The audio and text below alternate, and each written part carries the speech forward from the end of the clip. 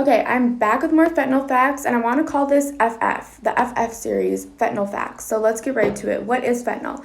Fentanyl is a powerful pain medication. It's an opioid like morphine, codeine, and oxycodone. It's usually used after like an intense surgery, maybe had a really painful injury. It could also be used after cancer.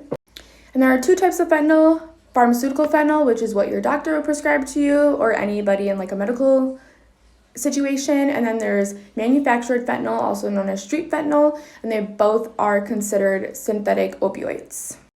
Fentanyl is often added to other drugs to make them cheaper, more powerful, more addictive, and more dangerous. The smallest amount of fentanyl can be lethal.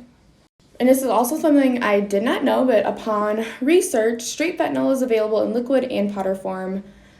Powdered fentanyl looks like many other drugs, often mixed into cocaine, heroin, and meth. If it's in a liquid form, it can be found in nasal sprays, eye drops, or poured onto paper or small candies.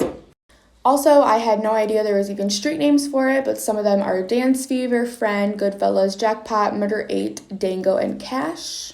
I'm also sure there's more street names, but I was on the CDC website, and these are the street names that they are aware of. And then how to detect it. Unfortunately, fentanyl is nearly impossible to detect. If it's already mixed in drugs, you cannot see it, smell it, or taste it. The most effective, helpful thing you can do if you are an addict or simply just taking drugs for leisure or whatever you may be consuming them for, there are test strips available. They're pretty inexpensive. I literally think you can maybe even get them off Amazon or like a Walgreens, a CVS. They usually results come back in like 5 minutes. It's not always 100%.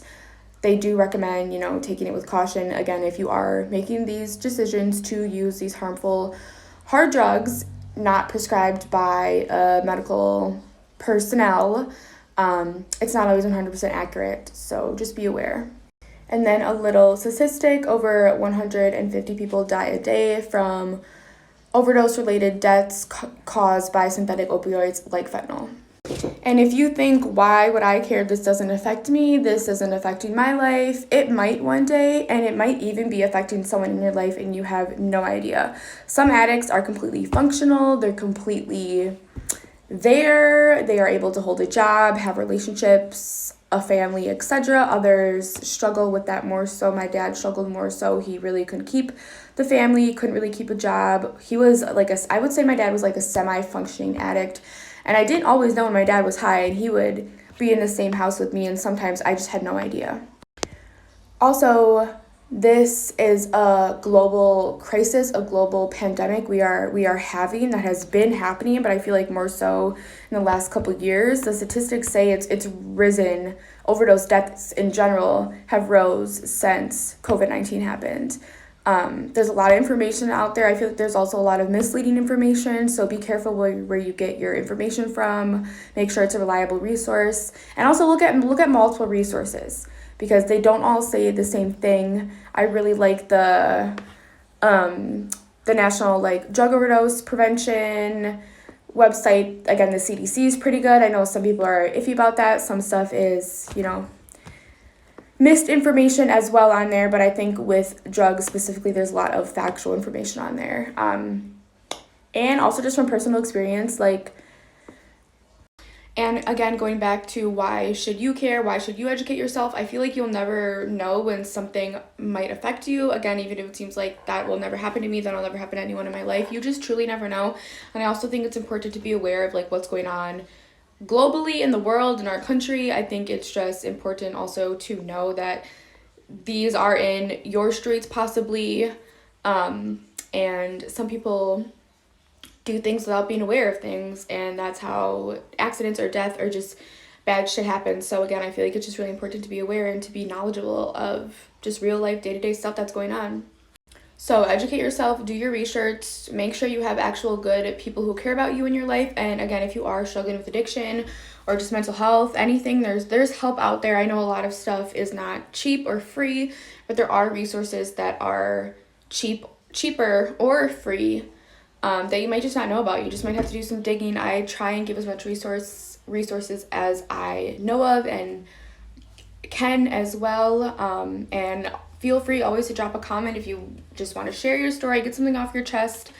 maybe you have more statistics, more facts, let us know. Like, we all need to work together as a nation to fight this crisis in the ass along with the mental health crisis. Again, they truly go hand in hand.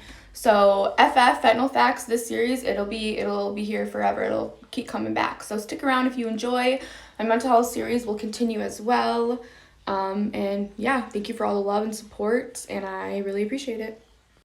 Hi guys, I just want to share some more information on just overdose, addiction, and fentanyl and everything that goes along with that. Something I learned about in the grief group that I go to, specifically my grief group is for people who lost someone to like an addiction or overdose. Most of them are drug related. We have one alcohol related death, but yes.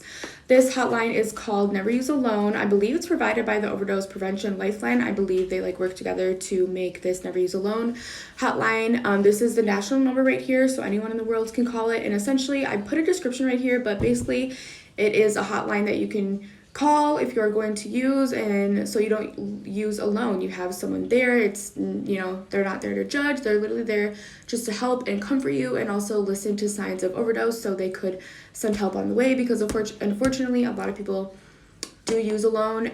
And if they are using with a group of people, obviously most of the time those people don't really care about one another. A lot of the time people are left to die alone. So this is a great resource, a great hotline. I never probably would have found out if it wasn't for my grief group. This stuff is not talked about. It's not advertised, which I don't know why it's not. It's a free hotline. More stuff like this needs to be accessible. A lot of people, have a fear of going to jail, getting charged, getting locked up. But these are, just humans struggling with a serious disease, and also a lot of mental things go with addiction. And I feel like the last thing we need to do is just keep locking people up. There has to be some sort of rehabilitation, which is a whole other topic. But this is a great resource. And if you know someone struggling, or if you are struggling, literally send them this number, let them know. They can call 24/7 hotline. And you're never alone in anything that you are struggling with. There's so many resources, so many people that genuinely care and are willing to help. And I just want to help people, make an impact, keep my dad's name alive, and just continue to shed light and share information on this pandemic that is now not just affecting the United States, but the whole world. It's a global issue. So yes, Never Use Alone, great resource.